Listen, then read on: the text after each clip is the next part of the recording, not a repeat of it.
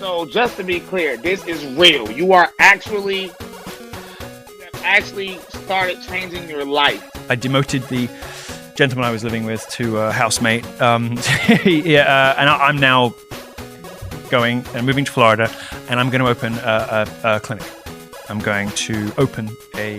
Have you said this publicly? I've missed this. I have. It was in the New York Post a couple of weeks ago, but people are too scared to talk about it. Unlike a lot of gay people or people with these tendencies who go into reparative therapy or who try to change their lives, a lot of them are people who have had very unsatisfactory sex lives because they've been held back by feelings of, inadequacy or shame, or they've been, overweight and not got the sex partners they wanted. I've been very handsome and very desirable my whole life, so I've never had a problem finding... I'm just trying to tell you my story.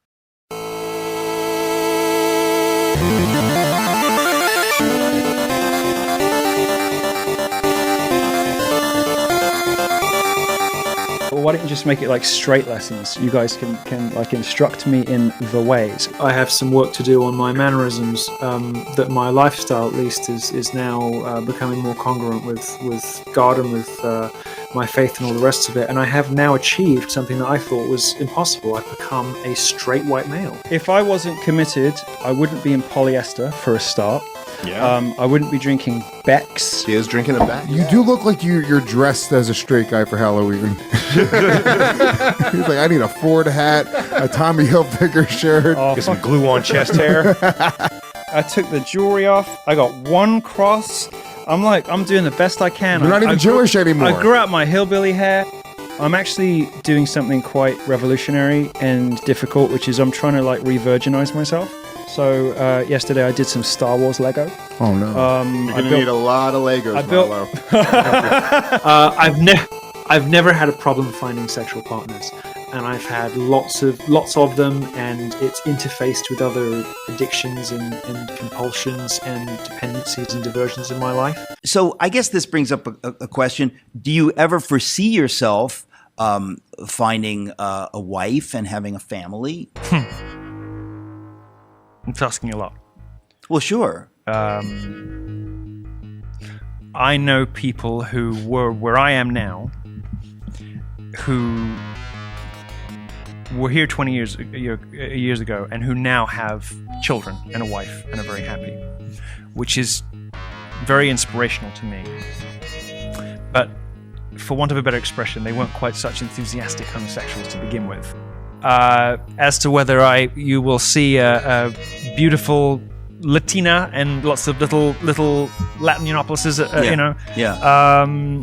by my side at an awards ceremony in 20 years, who knows? But I certainly hope so. I'll be honest with you right now, the prospect is not exciting to me, physically or otherwise. It needn't be. And look, I just want to be clear that it really makes no difference. You're open to what God's plan is for you, and as He heals you, as He heals all of us, we change and our affections change. One of the ways you know that gay is a choice is you're not born this way, is there are some factors that are fairly reliable indicators of whether somebody will end up being gay. Okay. Absent fathers and overbearing mothers are a really reliable indicator someone's going to be gay, which what about, I like, think my father explains was why there are absent? so many... You think that's part of the recipe? Yeah, so which explains why there are so many black and Jewish homosexuals, right? Absent fathers and overbearing mothers. I had absent father. Mother was not overbearing, though. There you go. I had absent My father. mom was young. My mom was very young. Also, That's why you're half gay. So you Jay. got the hair color, but not the full dick sucking. Yes. was my father absent? He was murdered. He was stabbed to death. That's not like he absent. It's not like they marked him absent. Okay, that it's an day. excused absence, but still. It's not illegal to offer electroshock therapy, so we'll just call it the Pence pathway, and we'll, I'm being silly, but my aspiration is to start with one place in Florida where people can come for residential treatment. I'm not a clinician, obviously. I'm going through this journey myself. But one of the things I can do is help put money together with expertise, together with a bit of PR and, whatever, and mix it all together, and normally things turn out well. And my goal with it would be to make something a little bit, I guess, like Planned Parenthood, in the sense that not selling baby parts, obviously, but in the sense that we'll do some clinical work, but we'll also publish some research, and we'll also do lots of public relations. And I can build an auditorium and give speeches again at last. lesbian is not a thing. There are no lesbians. I mean, women have very malleable sexualities, and occasionally a woman will. There's probably like 5 people who are actual real lesbians. Probably Tammy Bruce and Camille Parley, and they're the only ones. But every other woman is kind of wandering backwards and forwards between men and women in their life, and everybody who knows a lesbian knows that's true. The nature of female sexuality is completely different. Okay, I mean, I didn't mean to go down that rabbit trail. I'm just making a larger point that narrative of someone switching and becoming right, but I'm saying it's straight, important because it's you different. Never hear about it. No, sure, but it's different, right? You would expect a woman to go backwards and forwards, and they all do. But male homosexuality seems to be a bit more sticky, right? When a man gets stuck into these habits, these behaviors, he tends not to come back out of it again, on the whole. So on those rare occasions, you're right, of course, yes, the media covers all this stuff up, doesn't fit the narrative, we know all that. On the rare occasion that a man flips back or aims to get themselves out of a sinful and self-destructive way of life, that's something we really ought to celebrate and see. I'm not bothered that whether people talk about lesbians going backwards and forwards, because they do that their whole life. It's not news. It's not news when any of them do it. But it is news when a man does it. And we ought to make as much of an effort as we can to fight the enforced, the omerta of the mainstream media when it comes to men who are seeking to find their way out of this lifestyle. Because when a man does it, it's a big deal, and it doesn't happen very often. I wish it did, and I hope to be part of making it happen more often. The reason you're able to do what you do, specifically this idea of opening up this clinic in Florida, is because you have courage. And that is what is lacking in the leadership class, certainly in corporate leadership, but also in political leadership. Apart from Trump and a handful of people, there is no willingness to go against whatever cultural norms were invented 5 minutes ago. I don't perceive it that way in myself. I've always been aware that I had a responsibility because I had certain gifts to serve if I can. You're also humble, which is good. Well, yeah. Now that you're not Jewish or gay, I feel like you are just a Nazi. When did I stop I don't know how I feel about that. As a general rule in this life, if you have a friend, if you have a colleague, if you have a coworker, if you just met someone on the internet the other day for the first time, and they tell you that they're gay, don't question it. Don't talk back. Don't ask for their credentials. Don't ask them to prove it to you that they're gay. Just warmly accept it and proceed to treat them as gay. And you know what? If you go and you scroll down their timeline, if you go and you check their Instagram and you go and you check their Facebook, you might find evidence of some members of the opposite sex they used to be involved with. If it's a gay man, you might find they used to date a straight woman. You might say, hey, I'm friends with that ex-girlfriend of yours. And if it's a lesbian, there might be some men in their past. There might even be some people of the opposite sex they've had sex with this week. And it's still on their Twitter timeline, or it's still on their Instagram, or, you within 6 degrees separation. There may be strange and contradictory things about their claims to being gay or their claims to being straight. And you know what? You should just do them the courtesy. You should just extend to them the privilege. If they say that they're gay, you're not going to question it. You're going to treat it as a solid fact. 99.9% of the time, it's easy to live by this principle. And once in a long while, it's not so easy. It's a bit of a challenge. I had an interview a few months ago with a YouTuber called Frank Tufano. We talked about his crazy beliefs about politics and science, and he doesn't believe in the theory of evolution. It was an interesting clash of civilizations, this interview I had with him. And one of the things you're going to find out about Frank Tufano, if you put his name into Google, is that he says he's straight. And a lot of people on the internet say that he's gay. And a lot of people ridicule him for that and insult him. And they say they have the photographs to prove it, or they have videotape to prove it. I did not insult him that way, even once. I didn't ask him one question with the slightest double entendre in it. He chooses to say that he's straight, I'm aware that there is evidence on the internet of him having past sexual relations with men, all right? And I treated him completely warmly and completely sincerely as a straight man. We talked a little bit about some of the women he had a crush on and some aspects of his romantic life, such as they came up in the conversation in that interview. I was not going to insult him by cross-examining his claims to being straight. I was not going to confront him with the fact that other people try to humiliate him by pointing out the extent to which he has a history of being bisexual or gay. Okay, so 99% of the time, it's real easy to live by this principle. The truth is, there are people out there who don't know yet if they are straight or if they're gay, and you have to treat them with courtesy at every single stage of that process. You cannot act as if you know better than they do, even if you do.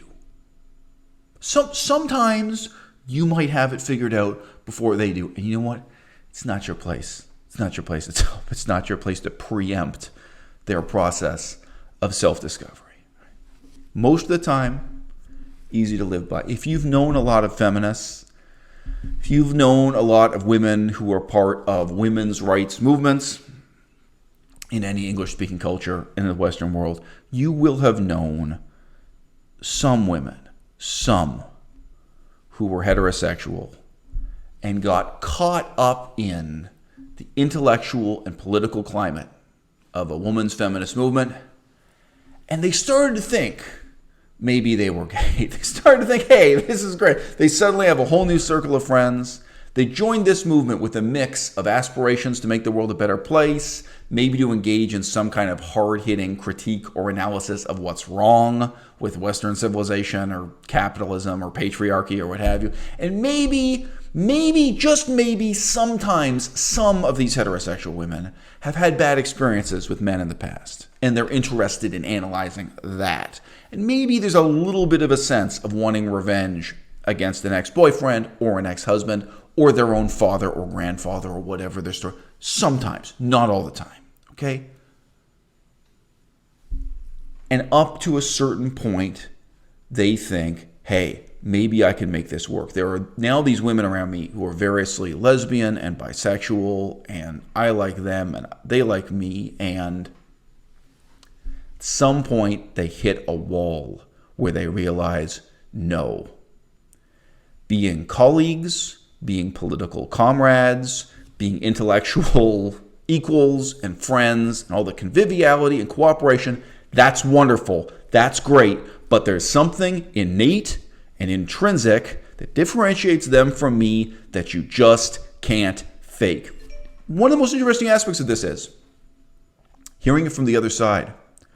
If you hear it from the women who are gay, the women who are lesbian or really are bisexual, when they make the effort of kind of bringing in a heterosexual woman to the community, maybe the heterosexual woman doesn't say she's hetero, maybe she says she's bisexual or lesbian or is curious or is wanting to try, and then how they feel, because a lot of the time they were optimistic, like, oh great, they've got this new colleague, they've got this new friend, and maybe it's going to be romantic, and maybe it's going to be a girlfriend, and then they put themselves in that situation where they hit that wall and realize, no, all my optimism was misplaced. I was overlooking or ignoring the extent to which this person isn't just different from me. But they will never really be able to sympathize. They will never really be able to understand what life is like for us, that there's actually an unbridgeable gap. There's a kind of alienation there. There's a limit even to how far empathy can go.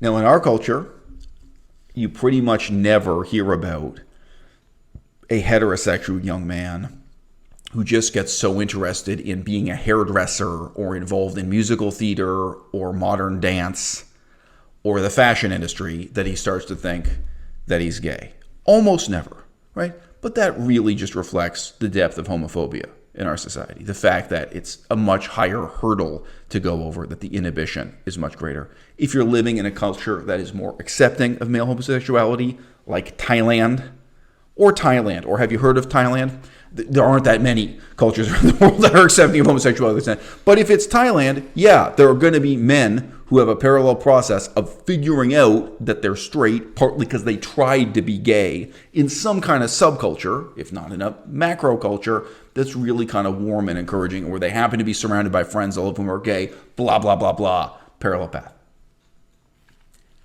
Admittedly, none of these things apply to Milo Yiannopoulos. Milo Yiannopoulos is not a heterosexual man who started living within a gay subculture that was so warm and so accepting that he started to think that he also might be gay. Milo Yiannopoulos really is not even ex-gay. His ideological position is to claim that homosexuality as such does not exist. And he then wants to argue that the people who think that they're homosexual in fact have a kind of illness, and he is now going to collect millions of dollars to open a clinic because he claims this is an illness he can help to cure. All right? In confronting the ex-gay movement, in confronting the gay reparative therapy movement, or gender realignment, or whatever you want to call it here, in confronting this approach that many fundamentalist Christians now try to make money out of, to be blunt, it's very easy to leap to the question of efficacy. It's very easy to jump to the stage of argument of insisting and saying, but it doesn't work, it can't work, it never works, all right?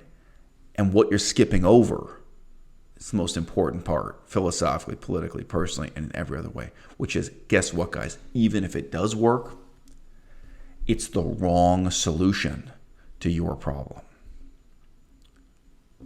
That's my position. This kind of therapy he's talking about, none of us can say. None of us are in a position to say ever that it doesn't work. And it's because of that first principle I introduced you.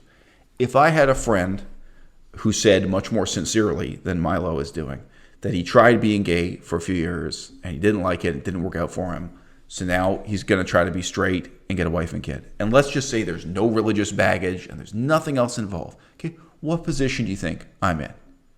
And again, it doesn't matter if there are Instagram photographs on the internet. It doesn't matter if this guy had an OnlyFans or an account on a porn website and was uploading videos of himself engaged in gay sex act. There is no evidence, there is no arbiter, there is no judge but he himself. If he has chosen really sincerely in his own mind, if he has decided that he's fed up with being gay and he's going to try to be straight, right? Who am I, who are any of us to say, no, you're wrong, I veto your decision? Like, my judgment is better than yours about your sexuality. None of us are, all right? Like I said, 99.9% of the time, it's easy to live by that principle. Once in a while, okay? And some of you in the audience will have been in this kind of situation with a friend or a colleague or a relative, someone who decides to be ex-gay, and most likely it will be because of religious guilt, or, you know, they feel they had an epiphany, or some kind of bizarre sense of supernatural quest. But regardless, think of the position you're in. You're not in a position to say to them, no, you're not. You don't feel that way. You're not trying. Sadly, you are in the position of having to step back and say, hey, this ultimately is about your journey of self-discovery. And I'm out here in the cheap seats. I'm out here, I'm a distant spectator. I'm never going to know how you feel. I'm never going to know what you desire. When you sit down with a catalog, a clothing catalog, and you're leafing through that, are you once in a while turned on by the photographs of the guys or the girls, or is it both? All right. That I can't read your mind. And you know what? Even if I can read your mind, because you might have some real close friends with, no, Brad, I've sat next to Brad when we were flipping through that clothes catalog, and I was looking at the clothes, and Brad was looking at the dudes. I could tell, right? You might feel that you know Brad better than Brad knows. You might feel certain, and it's still not your place. It's still not appropriate. You got to live by that principle where you let him decide, you let him discover it for himself. Okay? Ultimately, you can change your behavior. A straight woman can choose to live as if she's a lesbian. A straight man behaviorally can choose to live as if he's gay, and vice versa, right? The problem is precisely that we're talking about something that's deeper, that's more fundamental, that's more profound than behavior. We're talking about something that's part of the desire that comes before that behavior, right? On the level of instinct, something as raw and immediate and irrational as how you respond to the sight of a spider crawling on a wall or a snake winding its way through the grass in that first split second before you've even had time to think through the word snake or spider. On that level of instinct, are you gay and are you straight? And then once you have those feelings, what are you going to do with them? The tragedy of Milo Yiannopoulos is not that his crazy reparative therapy can't work. It's that it's the wrong solution to the wrong problem. Okay? Because Milo is not looking for someone to show him how he can have a wife and a child and live as a heterosexual man. He's looking for someone to show him the way to God. He's looking for someone to show him the way to a meaningful life and to a kind of afterlife, a kind of absolution, a kind of immortality, a kind of moral certainty that I stopped believing in maybe when I was 4 years old, right? He wants something that is as self-contradictory and impossible to have and unattainable as a square circle, as hot ice. And to get it, he's going to convince himself. He's going to need to believe that he's heterosexual. For a gay man to believe that he's straight is much easier than living in a godless world and believing that it's the creation of God. The only cure for Milo Yiannopoulos is atheism. The only way out of the cage he's built for himself. It's not for him to rediscover that he's gay. It's not for him to start believing again that being a homosexual is a biologically normal thing, homosexuals should have rights, that it's not a sickness, etc., etc. The way out of the cage is for him to believe in nothing at all.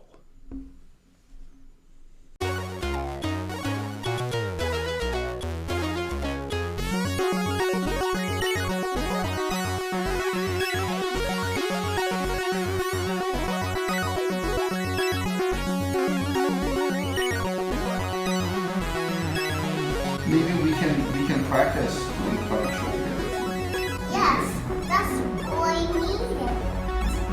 I need it all.